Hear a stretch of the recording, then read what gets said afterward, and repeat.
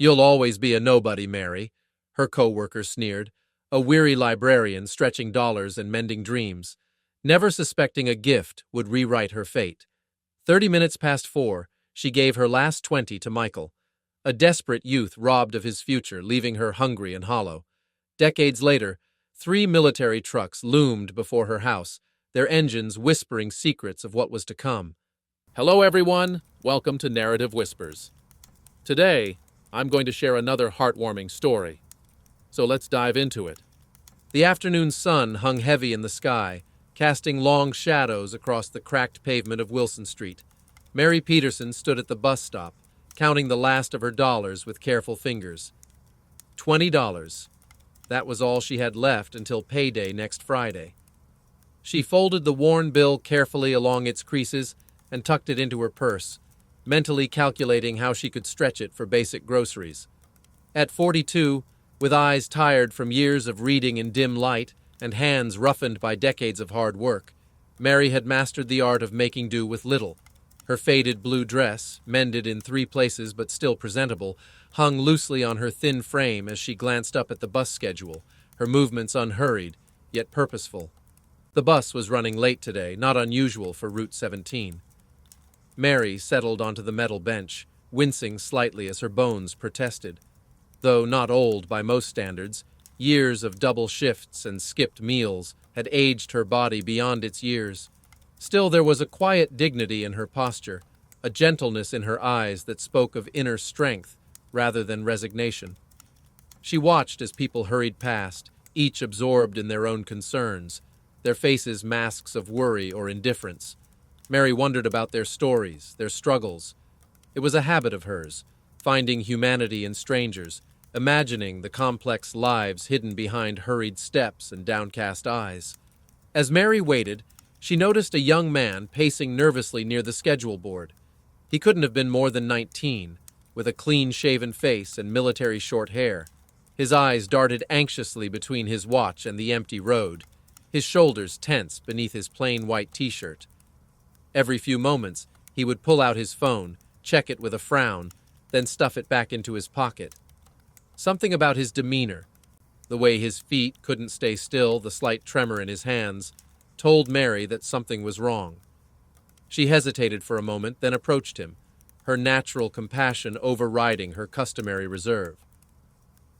"Excuse me, young man," Mary said softly, her voice gentle despite the worry lines etched on her face. "Is everything all right? You seem troubled?" The young man turned to her, surprise momentarily replacing the panic in his eyes. He wasn't used to strangers in the city showing concern. Most people kept their heads down, minds focused on their own troubles. But there was something about this woman's kind eyes that made him drop his guard. "Ma'am," he responded, his voice cracking slightly, "I'm supposed to report to the Military Recruitment Center on Highland Avenue by 5 o'clock today. I've been saving for months for this moment, planning everything carefully." He ran a hand over his short hair, a gesture of frustration and helplessness. "But someone stole my wallet on the bus here. All my money, my ID, everything." His eyes glistened with unshed tears as he continued, "If I don't make it there today, I'll have to wait another 3 months. This is my chance to make something of myself, to serve my country." His voice trailed off, and he looked down at his scuffed boots, embarrassment coloring his cheeks.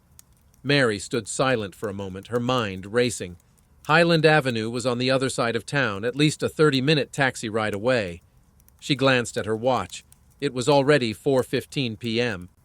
The young man would never make it by public transportation, not with the unreliable bus schedules. Her hand moved to her purse, fingers brushing against the $20 bill nestled inside. It was all she had, her grocery money for the week. Rice, beans, milk, the bare essentials she needed to survive until payday.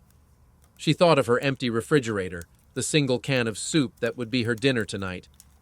Then she looked at the young man's face, so young, so full of potential, and something in his eyes, the determination mixed with desperation, tugged at her heart. Without another moment's hesitation, Mary pulled out the $20 bill and pressed it into the young man's hand. "Take this," she said firmly, closing his fingers around the money. It should be enough for a taxi to Highland Avenue. You'll make it in time if you hurry." The young man stared at the money in disbelief, then back at Mary, his mouth opening and closing as he struggled to find words. The bill felt crisp in his hand, a lifeline he hadn't expected, from a source he couldn't have imagined. "But I can't take this," he finally managed, trying to hand the money back. "It's too much. You don't even know me." His voice was thick with emotion, caught between desperate need and ingrained integrity. Mary shook her head, a small smile softening her features. She gently pushed his hand away, her touch warm and reassuring. "That's my grocery money, but your service to the country matters more. Some things are more important than a full pantry." She paused, then added with quiet conviction, "What's your name, son?" The young man straightened his shoulders, almost standing at attention. "Michael, ma'am, Michael Donovan." Mary nodded, committing the name to memory. "Well, Michael Donovan, make our country proud. That's all the repayment I need." She flagged down a passing taxi, opening the door for him. "Now go, before you miss your chance." Michael hesitated for just a moment longer, his eyes searching her face as if memorizing her features. Then he climbed into the taxi, his movements suddenly purposeful. As the vehicle pulled away, he rolled down the window. "Thank you, ma'am, I won't forget this," he called out, his voice carrying on the wind. Mary simply raised her hand in farewell, watching until the taxi disappeared around the corner. The week that followed was one of the hardest in Mary's life. She survived on the few items left in her pantry, a can of soup, some crackers, half a loaf of bread that grew staler by the day. By Wednesday, hunger had become a constant companion, a hollow ache that made it difficult to concentrate at her job at the local library. Her colleagues noticed her pallor, the slight tremble in her hands as she shelved books, but Mary waved away their concerns with a smile. "Just fighting off a bug," she would say before changing the subject. Her stomach growled constantly, but whenever the hunger became too intense, she would think of Michael, imagining him beginning his military journey. "He's probably eating well in the mess hall," she'd tell herself with a small smile. "Good food, building his strength." The thought comforted her as she sipped her watered-down tea, making it last as long as possible. Years passed, and Mary's life continued its quiet rhythm. She never married, devoting herself instead to her job as a librarian and to her community. She volunteered at the local shelter on weekends, donated what little she could spare to charities, and always had a kind word for those in need. The library became her second home, the books her companions. She took particular joy in helping children discover the magic of reading, seeing the spark of imagination light up their young faces. She never expected recognition for her kindness. It was simply her way of living. And though she often thought of Michael Donovan, wondering what had become of him, she never expected to see him again. Life had taught her that small acts of kindness rippled outward, touching lives in ways one could never anticipate, but rarely circled back to their source. 42 years after that fateful afternoon, Mary sat on the porch of her modest home, now retired and living on a small pension. At 84, her hair had turned silver, and her once smooth skin was mapped with wrinkles. But her eyes remained bright, reflecting the kindness that had defined her life. She rocked gently in her chair, a well-worn book open on her lap, though her gaze had drifted to the street. The neighborhood children played in the late afternoon sun, their laughter a balm to her soul. It was a simple life, but one filled with the quiet satisfaction of knowing she had always tried to do right by others. The rumble of engines drew Mary's attention away from her book. 3 military Humvees rolled down her quiet residential road, their presence incongruous in the peaceful neighborhood. Children stopped their games to stare, pointing excitedly at the imposing vehicles. Mary's heart quickened as the convoy stopped in front of her house. What could the military possibly want with an old woman like her? She gripped the arms of her rocking chair, suddenly feeling vulnerable in her faded house dress and worn slippers. The door of the lead vehicle opened, and a tall figure emerged. The late afternoon sun glinted off the medals adorning his uniform, creating small rainbows that danced across Mary's porch. He was an older man, perhaps in his early 60s, his posture ramrod straight despite his years. He wore the insignia of a four-star general, his cap tucked neatly under one arm as he approached her house. Behind him, several other uniformed officers followed, their faces solemn and respectful. Mary's hands trembled slightly as she pushed herself to her feet, the book sliding forgotten to the porch floor. Something about the general's bearing, the way he moved with such purpose, stirred a distant memory. As he drew closer, climbing the 3 steps to her porch with ease, recognition dawned in her eyes.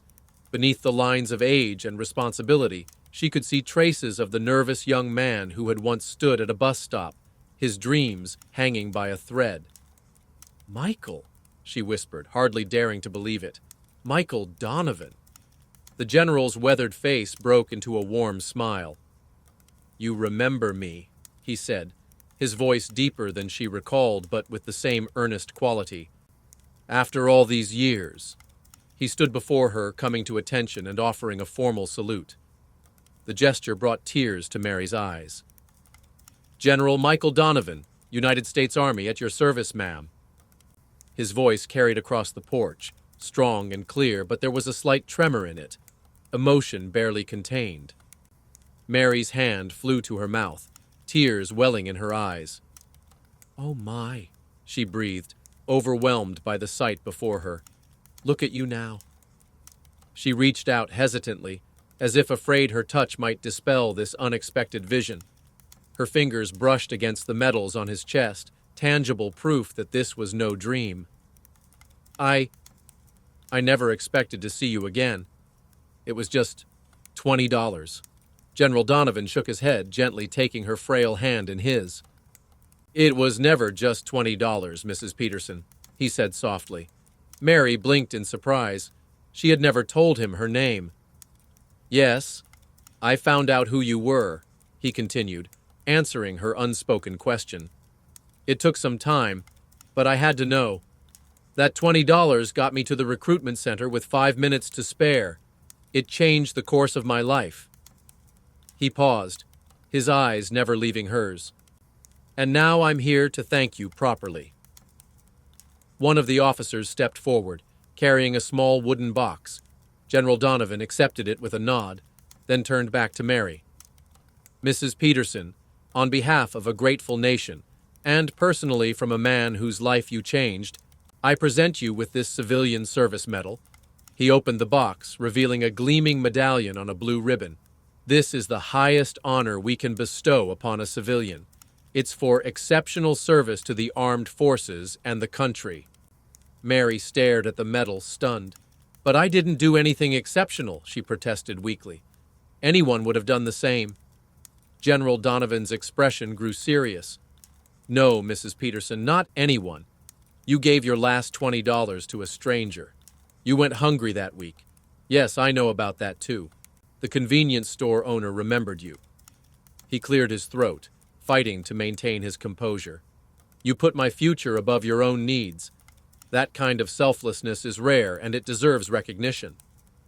With gentle hands, General Donovan placed the medal around Mary's neck. The weight of it felt strange against her collarbone, but there was a rightness to it too. "But this isn't all," he continued, gesturing to another officer who stepped forward with an envelope. "I've established a foundation in your name, the Mary Peterson Fund for Military Families. It provides financial assistance to military families in need, ensuring that no one has to choose between serving their country and putting food on the table." Mary's legs suddenly felt weak, and she sank back into her rocking chair. The general knelt before her, not caring about the dust that might soil his immaculate uniform. "Mrs. Peterson," he said, his voice lower now, meant only for her ears. "Mary, you changed my life with $20 and a kind word. I've spent 42 years trying to be worthy of that investment. Everything I've accomplished, commanding troops with honor, establishing humanitarian missions in war zones, serving my country to the best of my ability, it all started with you." The neighbors had gathered now, drawn by the unusual sight of military vehicles on their quiet street. They watched in respectful silence as the scene unfolded on Mary's porch. Among them was Mrs. Jenkins from across the street, who had known Mary for decades. "I always said she was an angel," she whispered to her husband, "always helping others, never asking for anything in return." Her husband nodded, watching as the distinguished general spoke earnestly to their humble neighbor. Inside the house, the walls were lined with photographs, not of Mary's own family, for she had none, but of the many lives she had touched over the years. Children she had mentored at the library, homeless individuals she had helped find shelter, elderly neighbors whose groceries she had carried despite her own advancing age. Her life had been a testament to the power of small kindnesses, rippling outward in ways she could never fully know. And now one of those ripples had returned to her, grown into a powerful wave of gratitude and recognition. General Donovan stood again, addressing not just Mary, but the gathered crowd. "This woman," he announced, his voice ringing with conviction, "taught me the true meaning of service, not through grand gestures or speeches, but through sacrifice and quiet dignity. She represents the best of what our country stands for: compassion, generosity, and the belief that we are all responsible for one another." He turned back to Mary, whose cheeks were wet with tears. "And today, I am honored to stand before her and say, thank you, Mary Peterson. Thank you for believing in me when I had nothing to offer but promise." The soldiers assembled on the street stood at attention, rendering a formal salute to the elderly woman on the porch. The crisp sounds of their movements, the synchronized rustle of fabric, the sharp click of heels, created a solemn rhythm that matched the beating of Mary's heart. She had never sought recognition, had never expected her small act of kindness to be remembered, let alone honored in this way. And yet, here it was, proof that no act of compassion, however small, is ever truly lost. As the sun began to set, casting long shadows across the street, General Donovan helped Mary to her feet. "There's one more thing," he said, his voice gentle. "I've taken the liberty of setting up a trust fund for you. It's not much, just enough to ensure you never have to worry about grocery money again." Mary started to protest, but he raised a hand to stop her. "Please, allow me this. You gave without thought of return. Now, it's my turn." That evening, after the military vehicles had departed and the neighbors had returned to their homes, Mary sat alone on her porch. The metal gleamed in the fading light, a tangible reminder of a moment she had almost forgotten. She thought of the young man at the bus stop, his dreams hanging by a thread, and the small act that had seemingly changed the course of his life. And she realized that kindness was like that, a stone thrown into a pond, creating ripples that extend far beyond our sight or understanding. In the days that followed, Mary's story spread throughout the community, then the state, and finally across the nation. News crews arrived at her doorstep, eager to interview the woman whose $20 sacrifice had helped shape the career of one of the nation's most respected military leaders. Mary received their attention with grace, but insisted that she had done nothing extraordinary. "Kindness shouldn't be newsworthy," she told one reporter with a gentle smile. "It should be as common as breathing." Letters began to arrive by the hundreds, then thousands, from soldiers who had served under General Donovan, from families who had benefited from his humanitarian initiatives, from ordinary citizens moved by Mary's simple act of compassion.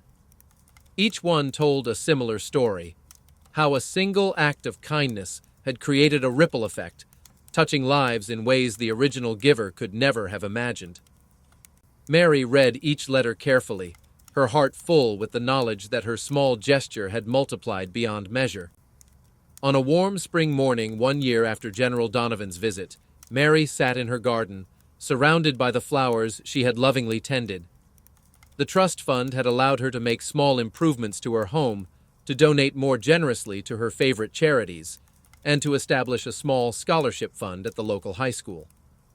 But her life remained essentially the same, defined by quiet acts of kindness and the belief that every person deserved to be treated with dignity and respect. As she watched a butterfly flit from flower to flower, Mary reflected on the strange journey that had brought her to this moment. She had never sought recognition or reward for her kindness. It was simply who she was, a natural extension of her belief in human goodness.